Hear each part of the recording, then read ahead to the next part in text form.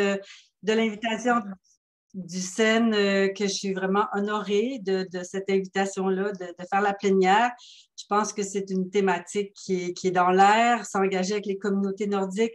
Je vais essayer de vous transmettre ma passion en toute humilité, de la meilleure façon possible. J'aurais aimé ça vous voir en personne, vous voir la face. Il y en a que ça fait longtemps que je n'ai pas vu, mais on va le faire de façon virtuelle pour cette fois-ci.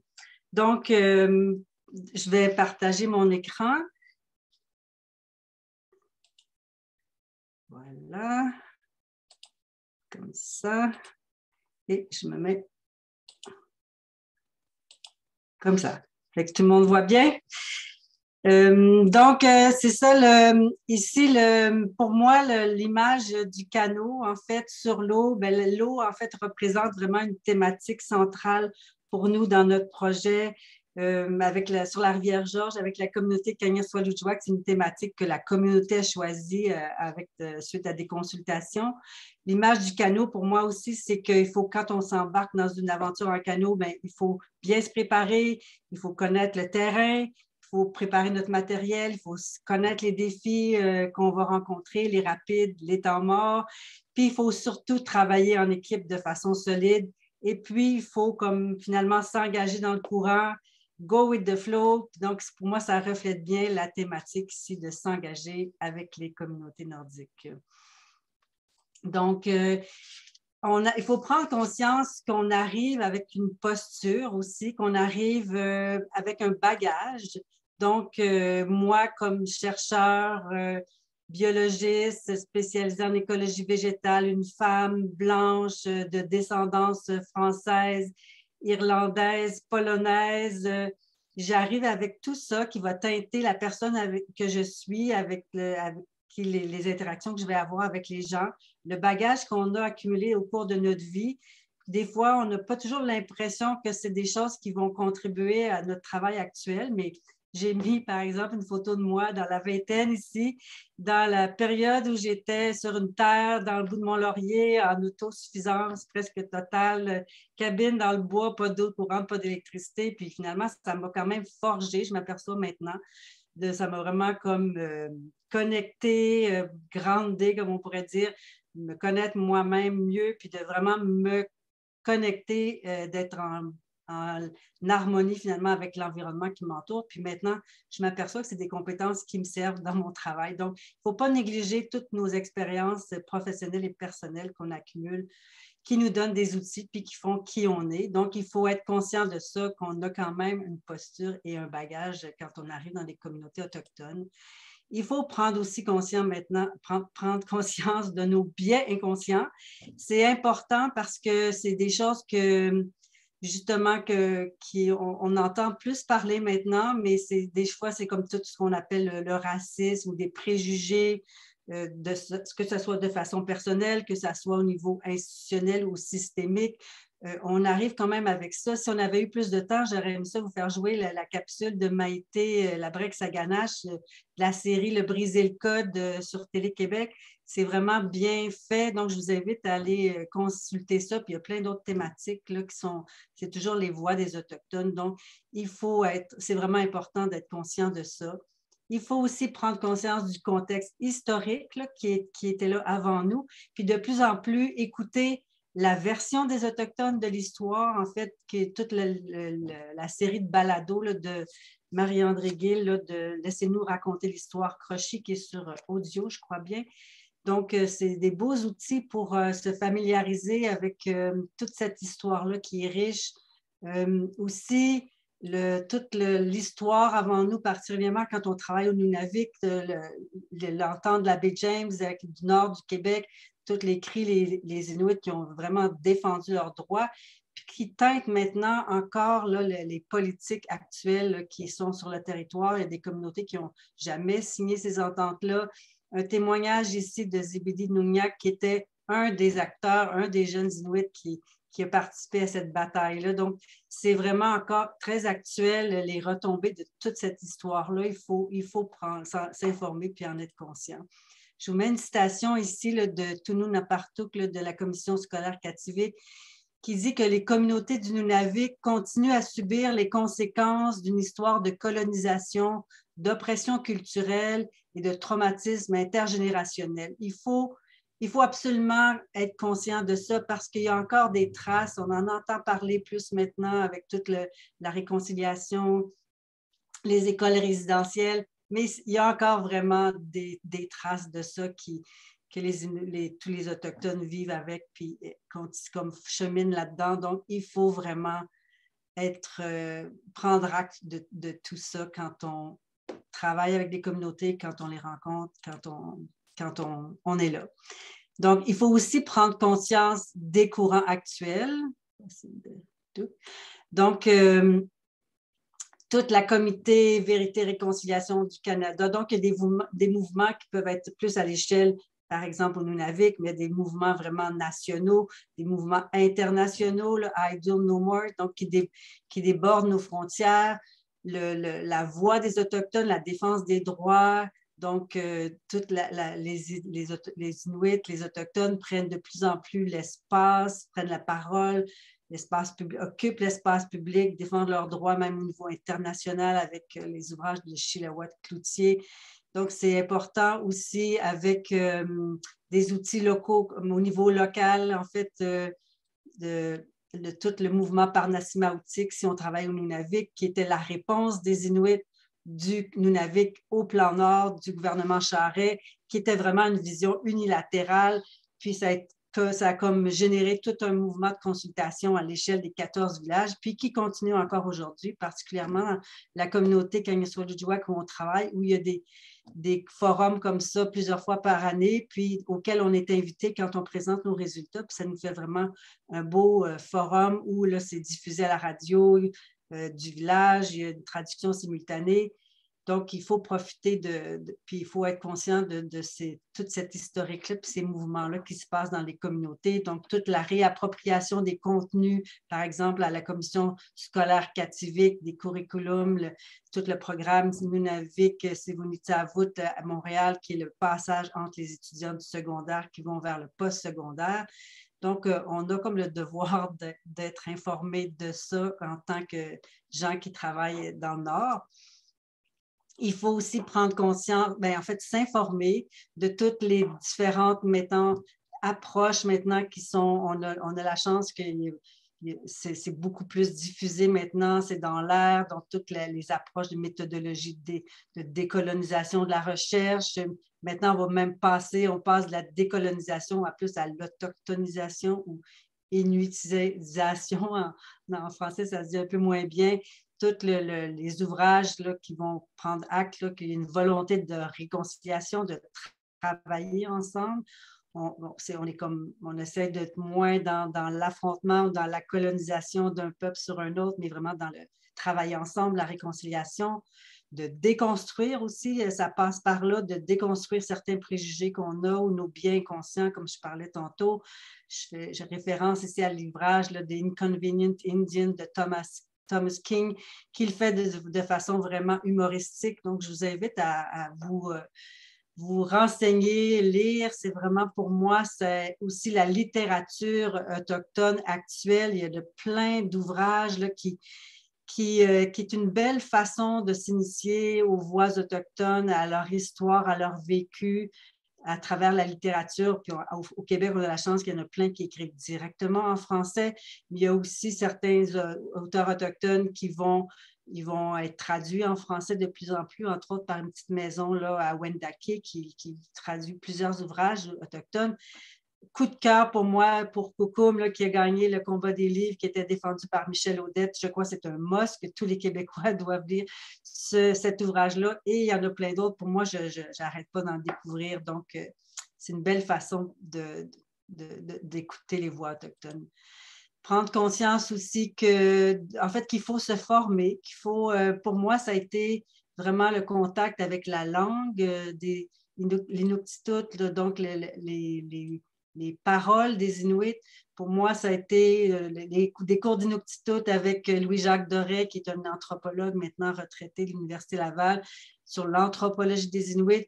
moi, tout le contact avec les aînés qui ont été vraiment des mentors pour moi, qui m'ont fait baigner dans leur culture, qui m'ont raconté leurs histoires à travers des entrevues qu'on a faites là, pour un projet là, d'un livre que je vais reparler un peu plus tard. Donc, une centaine d'aînés à travers Nunavik, Nunavut. Pour moi, ça a été vraiment formateur pour me baigner dans la culture inuit. Aussi, toute l'approche, recherche-action participative, ça a ouvert des portes pour adopter des nouvelles façons de faire qui sont plus inclusives, qui vont plus dynamiques quand on consulte des communautés qui vont nous donner des outils. Pour moi, ça a été vraiment comme formateur, une belle porte qui s'est ouverte. De façon personnelle et même au sein de notre équipe, on a tenu à s'initier à la communication consciente ou non violente, là, donc toute l'approche de Rosenberg qu'on continue à développer, qui est un work in progress, c'est l'histoire d'une vie, et qui nous sert en fait aussi dans notre dynamique d'équipe et d'approche des communautés. Toutes les formations qui sont disponibles maintenant, il y a plein d'outils que je vous invite à les consulter. Donc, l'Institut nordique du Québec, le Erebia de Catherine Alexandra Gagnon, mon amie que je salue en passant, qui font des excellentes formations. Et aussi, pour moi, j'explore vraiment. Donc, comme je disais, c'est une démarche personnelle, mais c'est aussi une démarche qui doit être organisationnelle. Donc, pour moi, toute l'approche de gouvernance partagée, le leadership horizontal, c'est quelque chose qui m'inspire vraiment maintenant, puis que je continue à explorer, puis je trouve que ce sont des beaux outils pour travailler avec les communautés, puis au sein de nos propres équipes aussi de travail. Donc, reconnaître qu'il y a aussi des choses qui se font du côté autochtone pour la reconnaissance de leurs droits, ce qu'on appelle les principes OCAP, le Ownership, Control, Access, Possession, qui ont été développés par les communautés autochtones. D'un côté un petit peu plus inuit, tout le Inuit Tapiri de Kanatami avec toute la stratégie sur la recherche avec les Inuits qui développent vraiment des principes d'éthique où les communautés veulent vraiment faire partie prenante maintenant de la recherche. On ne peut plus faire de la recherche comme on faisait avant. On ne peut plus être des chercheurs hélicoptères, comme on appelait, qui arrivent dans une communauté, qui prennent des données, qui repartent, qui ne partagent pas. Donc maintenant, on ne peut plus passer à côté de ça. Il y a aussi tout l'Institut nordique qui a développé des lignes directrices pour la recherche, le protocole de recherche des Premières Nations Québec-Labrador, qui a mis aussi en place des outils, une boîte à outils, des gabarits en fait, d'entente de recherche qui nous ont beaucoup inspirés pour notre entente de recherche avec la communauté qui est encore en développement. On a été retardé dans cette démarche-là par la pandémie.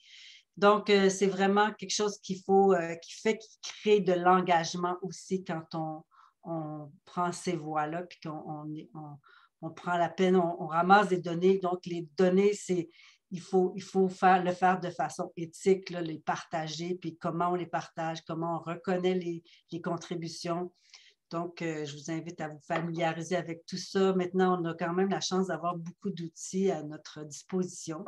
C'est une démarche aussi qui peut créer parfois des malaises, de l'inconfort quand on arrive dans les communautés. Ça m'arrive régulièrement à moi, même dans les communautés que je connais. Donc, il ne faut pas c'est pas quelque chose c'est pas une aventure qu'on va faire tout seul, selon moi.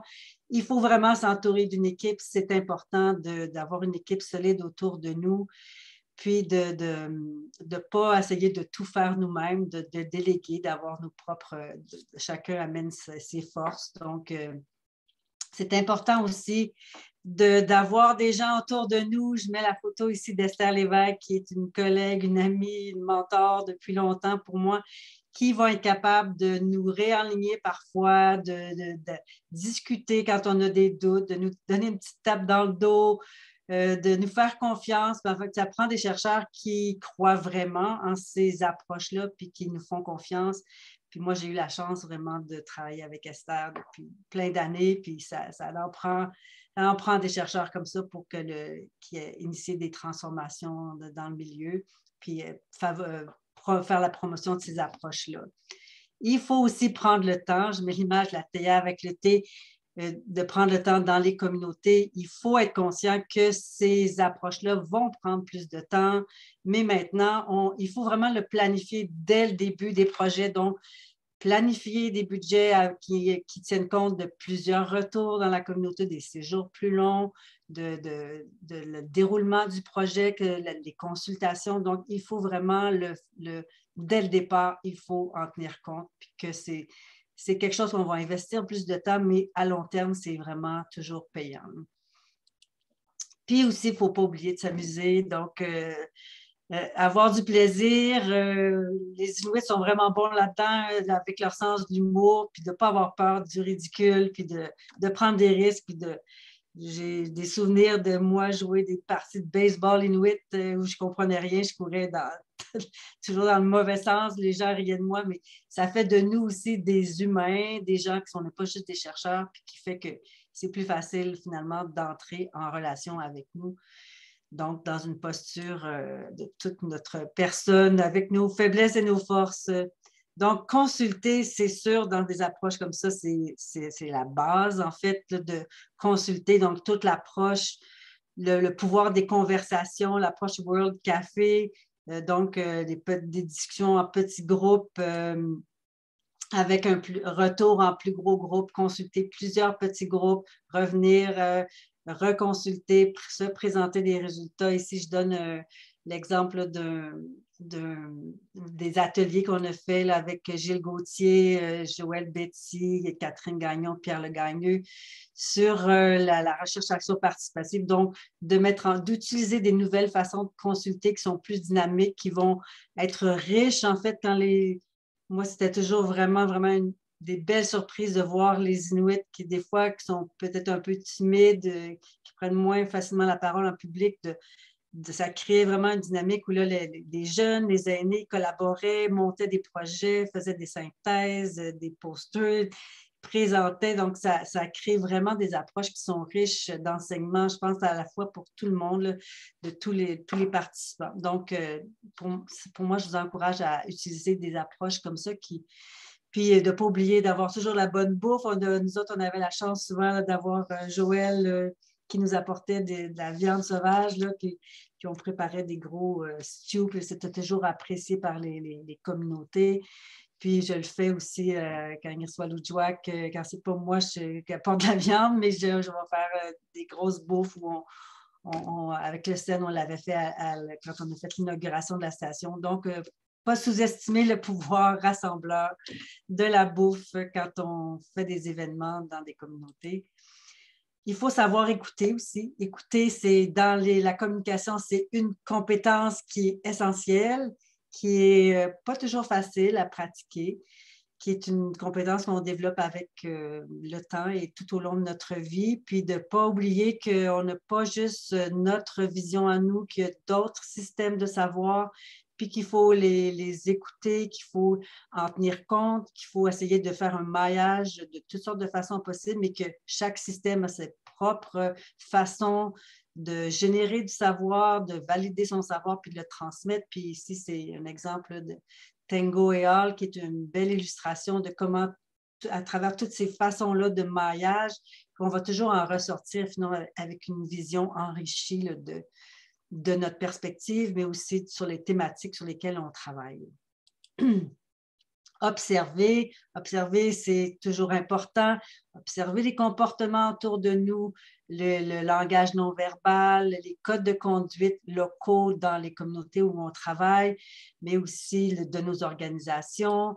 Le respect, en fait, respecter la règle numéro 1, c'est toujours ça qu'on applique là, quand on va dans des gros groupes, là, camper ensemble, respect des personnes, du matériel, de l'environnement, de respecter nos limites, de respecter les limites des autres, les différences, nos différences dans nos équipes, à l'intérieur de nos équipes, dans les communautés, puis de s'adapter.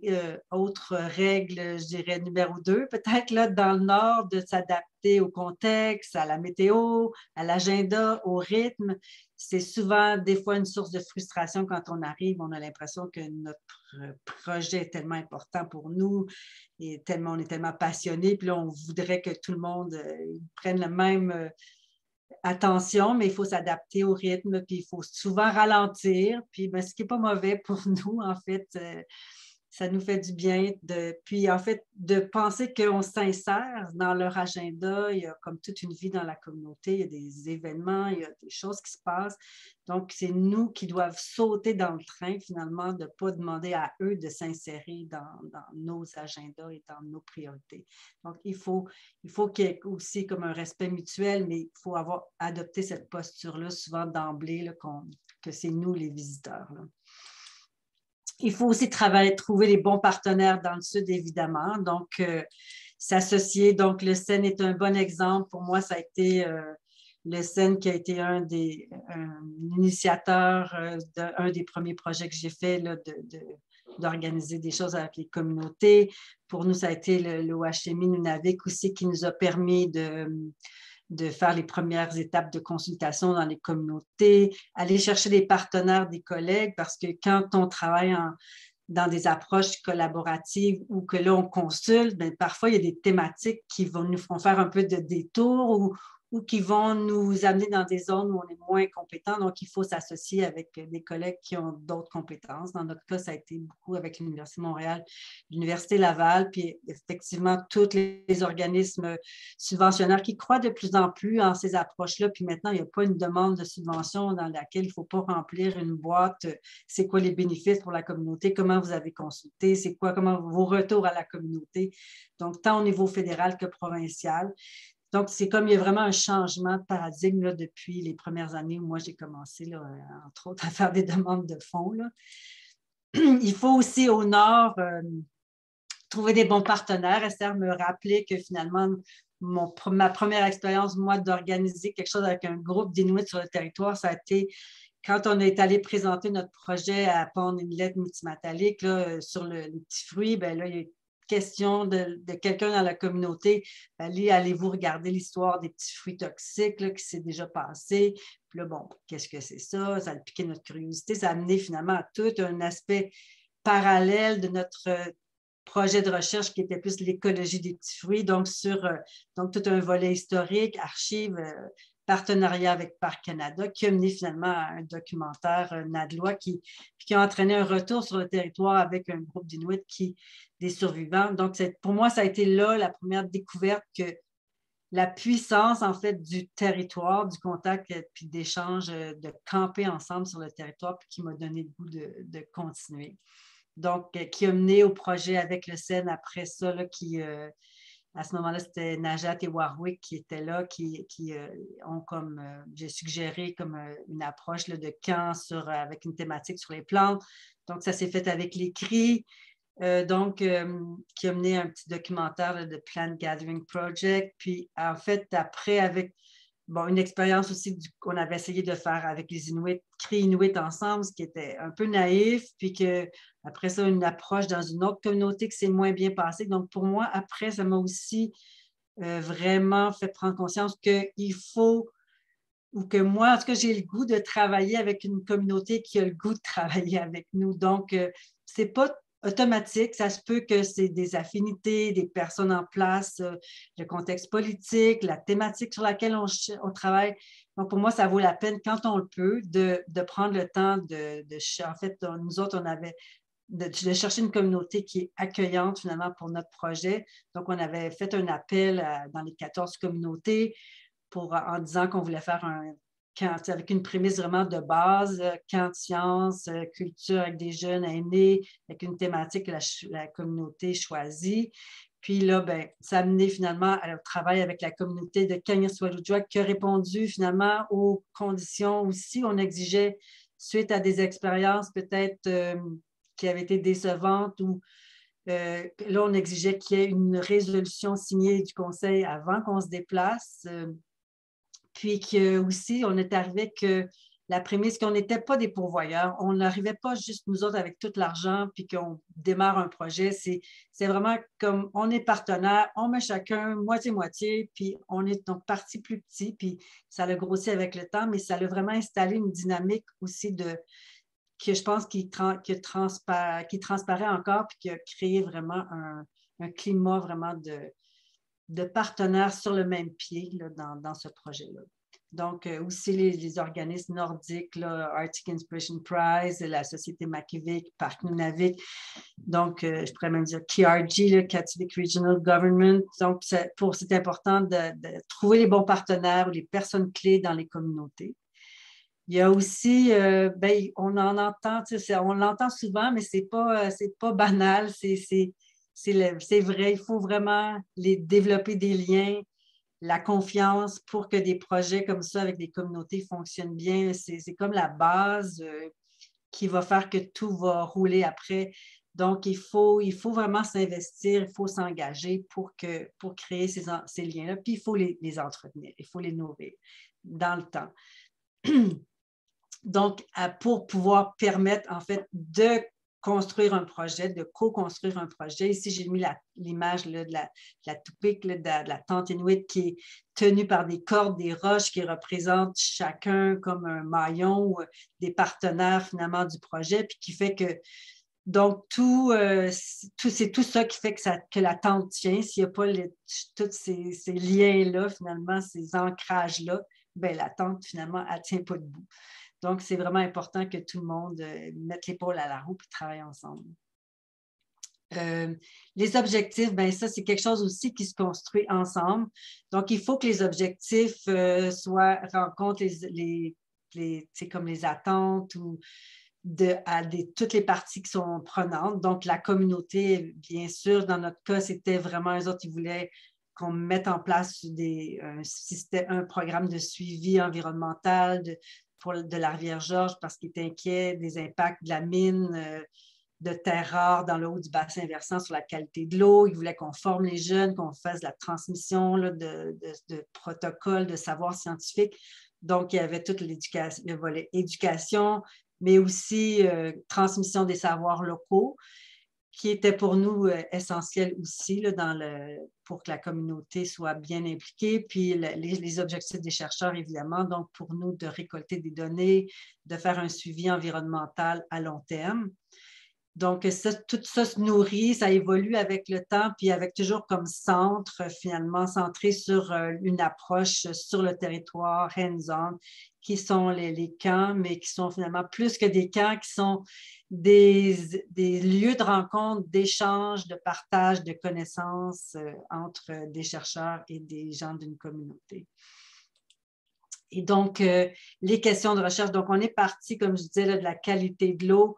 Puis là, il a fallu aller chercher des alliés parce que ce n'était pas notre domaine à nous. Donc, on est allé chercher, au début, on a collaboré avec Environnement Canada, puis ça a vite été l'Université de Montréal, donc avec Marc Amiot, toute l'analyse de la qualité de l'eau, mais aussi tout le suivi, finalement, que ça a dérivé vers le suivi des contaminants ou des métaux traces dans la nourriture traditionnelle, tout l'aspect savoir locaux, place name, Inuit Place Name ou avec les Naskapi, les Inuits maintenant aussi qu'on commence ce morceau-là. La cartographie interactive avec Thora Hermann qui est maintenant basée en Allemagne. Tout l'aspect des changements de la végétation à l'échelle du bassin versant avec Esther Lévesque, Jean-Pierre Dedieu, maintenant Alexandre Roy. Tout l'aspect poisson, génétique, qualité nutritionnelle avec Jean-Sébastien Moore de l'Université Laval et ses étudiants qui ont participé à plusieurs de nos camps. Tout l'aspect télédétection aussi de l'hydrologie, puis l'hydrogéomorphologie de la rivière avec Jean-Pierre Dedieu, puis Yann Franzen. Donc, il faut être une équipe, puis ça amène vraiment une collaboration entre institutions, même internationales. Puis, ben, ça me facilite aussi, comme on a fait un programme de prélèvement d'échantillons avec les chasseurs. Donc, quand ces liens-là sont faits, ben, c'est toujours plus facile après ça d'impliquer les chercheurs pour ramasser des échantillons, même quand on n'est pas là. Donc, il faut aussi les moyens qu'on se donne, en fait, pour bâtir des projets comme ça, ben, c'est le Community-Based Monitoring. Donc, ici, c'est un ouvrage qui fait une belle synthèse de ce qui se fait actuellement dans l'article qui est piloté par Finn Danielsen, un Danois, avec l'équipe de ELOCA, puis de l'Université de Colorado, puis aussi comme toute une autre équipe qui est basée dans le Nord. Donc, c'est un bel ouvrage à consulter qui est récent, qui fait un beau topo.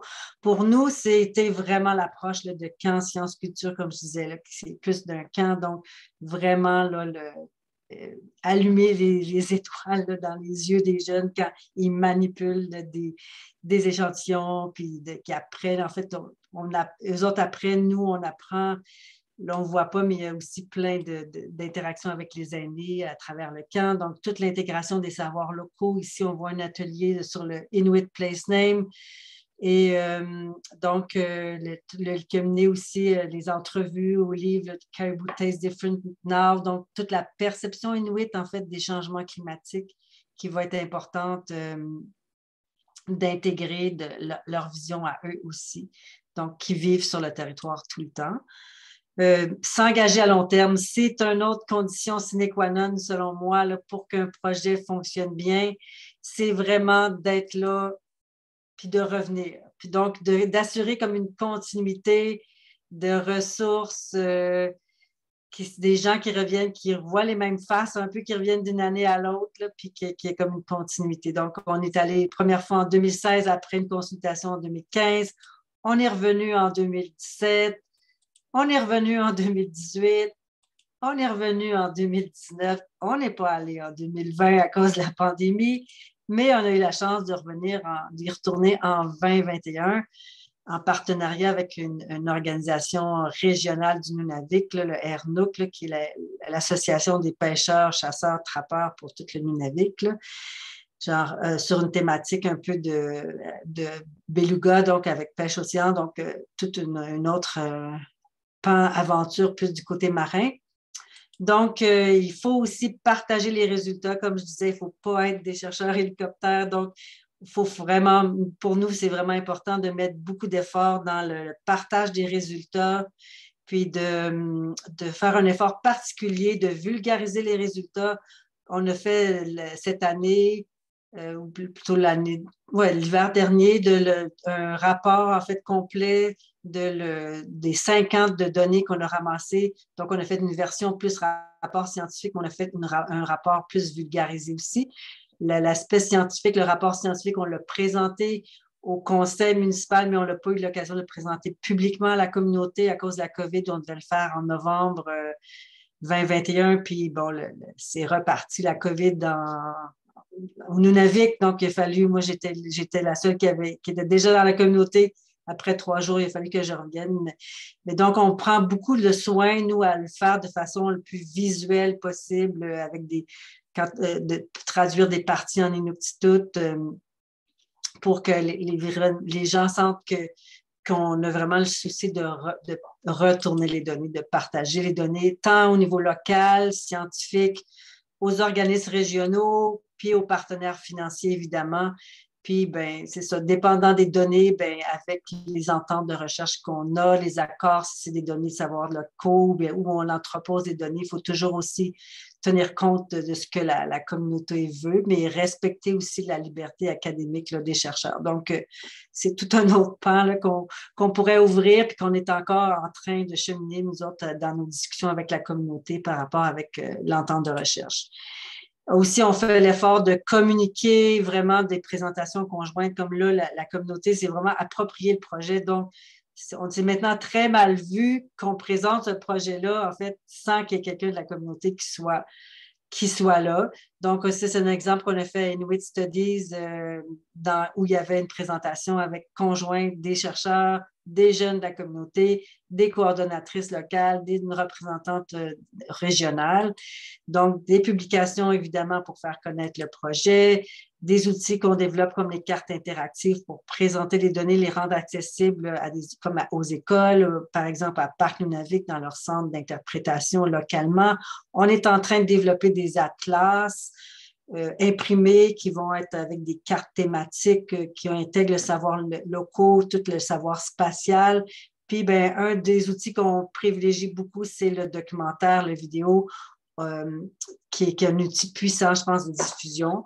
Puis, on est en train de produire actuellement là, une version longue, 45 minutes, un documentaire super beau là, de l'expérience de la Mahalik là, sur la baie d'Ungava l'été dernier. Donc, il y a des bénéfices pour tous à des approches comme ça. C'est quelque chose qui va de mettre en commun, en fait, nos expertises, nos ressources Ici, c'est une photo là, de quand on a gagné le Arctic Inspiration Prize, quand on était à Whitehorse. En fait, c'est aussi que là, dans ce cas-là, c'était la communauté vraiment qui a poussé pour qu'on applique à ce prix-là. Puis, ça donne accès à d'autres fonds, entre autres, qui sont juste disponibles pour les organismes nordiques. On a appliqué à d'autres subventions après qui sont aussi déposées. Les fonds sont déposés dans la communauté. C'est que ça crée aussi toute une autre dynamique, toute une autre façon de travailler avec la communauté transparente, puis que là, on fait de la gestion financière. Donc, ça nous amène aussi à d'autres niveaux. Donc, l'engagement, en fait, aussi va faciliter la science. Donc, ça va vraiment, plus on est engagé avec une communauté, plus ça va ouvrir les portes pour aller plus loin au niveau scientifique, d'explorer des nouvelles avenues, des nouvelles questions de recherche, autant des niveaux des chercheurs que de la communauté. Ça va favoriser le changement de perception tant de la communauté envers les chercheurs que les chercheurs envers la communauté. Ça va faire qu'on va pratiquer une science plus inclusive.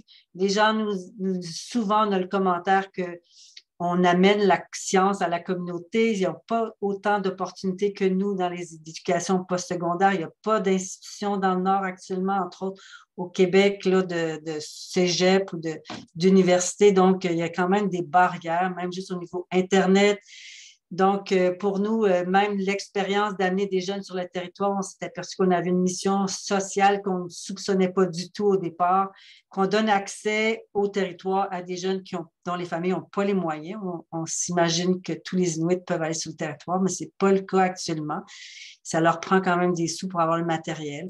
Donc, tout ça, c'est comme des belles aventures, mais ça comporte aussi des défis. J'en ai parlé le long terme, évidemment. Qui va prendre des ressources humaines, financières constantes, qui a été un défi pour nous dans notre cas, entre autres pour me maintenir moi dans un poste, mais il y a vraiment des changements maintenant là, dans les organisations, dans les universités, pour mettre en place des postes, entre autres de professionnels de recherche qui assurent une continuité dans les projets, de réaliser aussi c'est quoi l'échelle de projet avec laquelle on est confortable. Nous autres, on a comme un peu rencontré notre Waterloo un peu l'été dernier. On s'est ramassé comme 54 personnes sur le territoire. Donc, on s'est aperçu qu'il y a quand même une taille plus optimale pour nous, pour la richesse des échanges avec les jeunes, avec les participants. Donc, on s'est aperçu qu'on avait quand même qu'on avait des limites. Donc, ça nous permet de découvrir ça. Aussi, le maillage entre les systèmes de savoir, ça comporte quand même des défis de le faire de façon correcte, respectueuse, de mettre ensemble des données qualitatives, quantitatives. On explore des nouveaux outils actuellement, là, dont le Fuzzy Cognitive Mapping qui favorise justement le maillage de ces différents systèmes de savoir-là. Puis de tenir compte des spécificités culturelles. Donc, on l'a vu comme, entre autres, la relation au territoire, la relation aux animaux. Comme nous, comme chercheurs, quand on prend des échantillons, on va, je l'ai vécu, moi, je prenais des échantillons de foie de phoque pour marque, entre autres, pour les contaminants. Puis là, il a fallu vraiment que je négocie la taille de l'échantillon que je pouvais prendre parce qu'il y avait comme vraiment un rituel presque sacré pour eux de manger le foie du phoque qui venait de tuer, de le partager en groupe. Donc, il faut être attentif à ça, être conscient nos besoins ne sont pas nécessairement les mêmes. Puis, entre autres aussi, quand il y a des activités de chasse, des activités de prélèvement scientifique, de collecte de données, bien, parfois, on n'a pas toujours les mêmes priorités. Des chasseurs inuits qui ont un animal en avant d'eux, puis que tu vas aller ramasser tes échantillons de boules quand il y a un phoque ou un beluga en avant. Ça crée quand même on n'a pas toujours le même agenda, donc il faut être conscient de ça quand on organise nos trucs pour vraiment le plus possible donner la place à tout le monde puis de le planifier dans l'agenda pour éviter des frustrations. Donc, j'arrête ici pour donner un peu de temps aux questions. Puis, donc, ça m'a fait plaisir de partager ça avec vous. Puis, j'espère que ça ouvre des portes, que ça vous donne le goût de pousser plus loin dans ce type d'aventure-là. Je vous remercie beaucoup pour votre écoute.